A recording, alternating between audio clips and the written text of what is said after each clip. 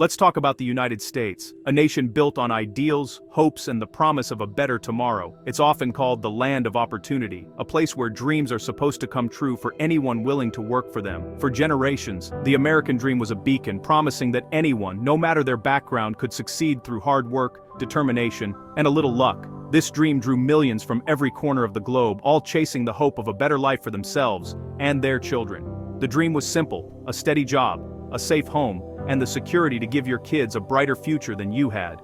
But today, for many Americans, that dream is slipping further and further away, fading like an old photograph. People are working longer hours, juggling multiple jobs, and still struggling to afford the basics: housing, healthcare, education, even groceries. The ladder of opportunity that once helped people climb to a better life now feels broken, with the gap between rich and poor growing wider every year. The dream that once felt so real now seems out of reach for millions, replaced by anxiety and uncertainty. So, what changed? Decades of shifting policies, stagnant wages, and skyrocketing costs have turned the American dream into a daily struggle for survival. The very systems designed to help people get ahead, education, healthcare, social safety nets, now often feel like barriers instead of bridges. Now, more Americans are asking, was the dream ever truly available to everyone, or was it always out of reach for some? As the nation stands at a crossroads, maybe it's time to wake up, reflect, and ask ourselves, what should the new American dream look like? Keeping a roof over your head and food on the table in the US has become a struggle. Housing prices are so high that even decent salaries can't keep up. Nearly half of renters spend over 30% of their income just on rent. Groceries, gas, and childcare costs have soared, forcing families to make impossible choices. In many places, daycare costs more than college tuition. People are working multiple jobs, drowning in debt, and still living paycheck to paycheck. The American dream wasn't supposed to mean constant financial anxiety. For millions, it's not about thriving, it's about surviving. The stress is relentless. One unexpected bill can send a family into crisis. This isn't just an economic issue, it's a daily reality that's wearing people down. The basics of life have become luxuries, and that's not the dream anyone signed up for. In America, getting sick isn't just a health crisis, it's a financial disaster. For millions of families, a single unexpected illness or accident can mean months, even years, of financial hardship. The fear of medical bills hangs over every household, turning what should be a time of healing into a time of anxiety and dread.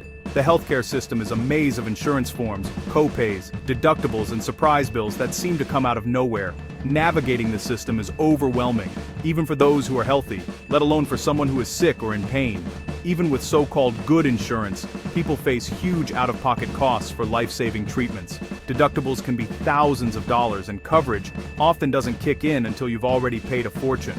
Many are forced to turn to crowdfunding sites, asking friends and strangers for help just to pay for basic care.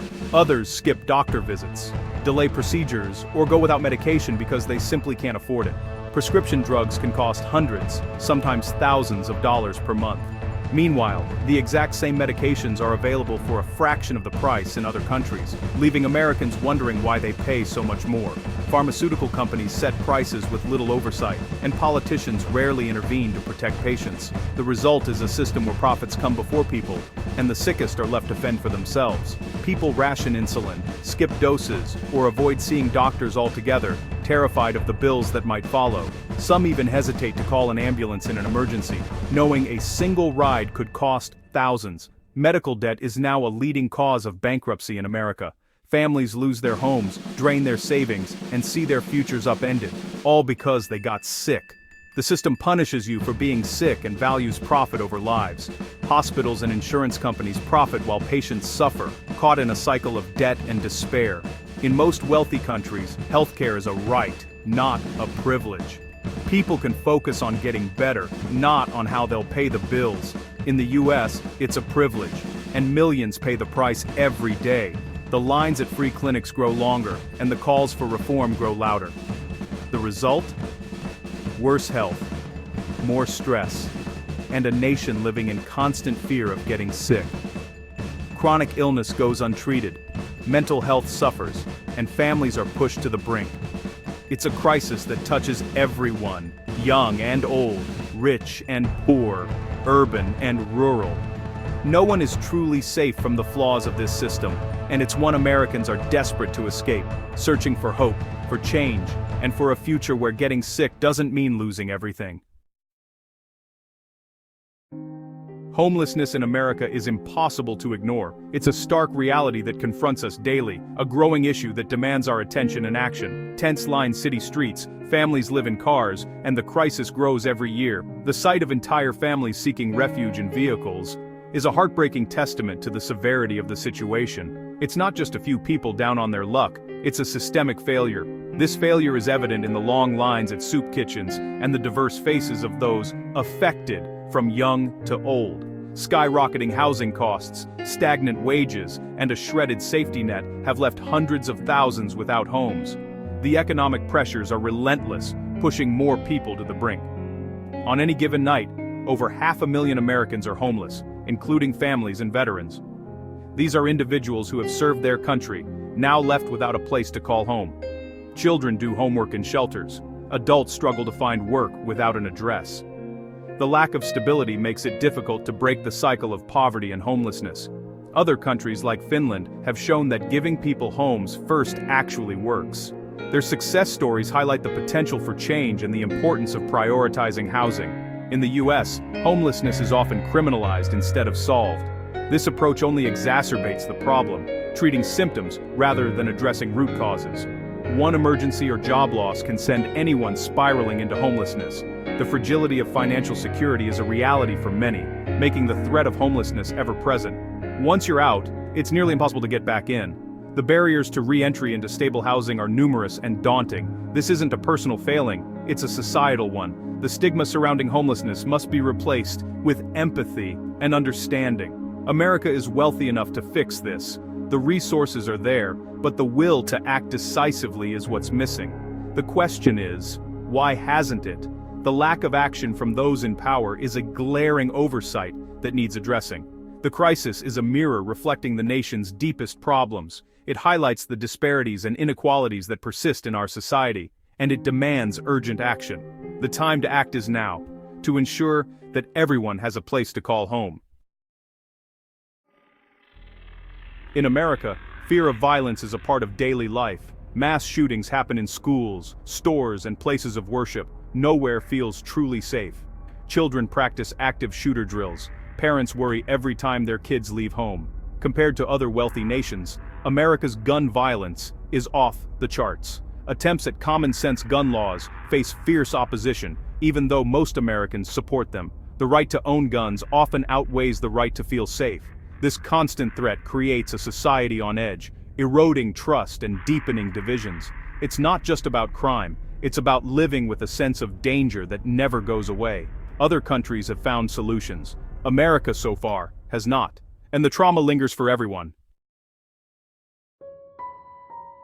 Equal justice under law is carved on the Supreme Court, but reality tells a different story. America imprisons more people than any other country, disproportionately black and brown. Tough on crime policies and the war on drugs filled prisons, not by accident, but by design.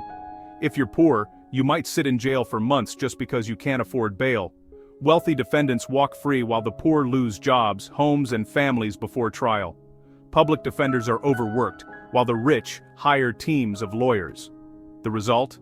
Innocent people plead guilty just to escape the system. Justice often depends on your bank account, not the facts. The system criminalizes poverty and perpetuates inequality. It's a far cry from the ideal of justice for all. With all these challenges, more Americans are considering leaving the country. The expat movement is real.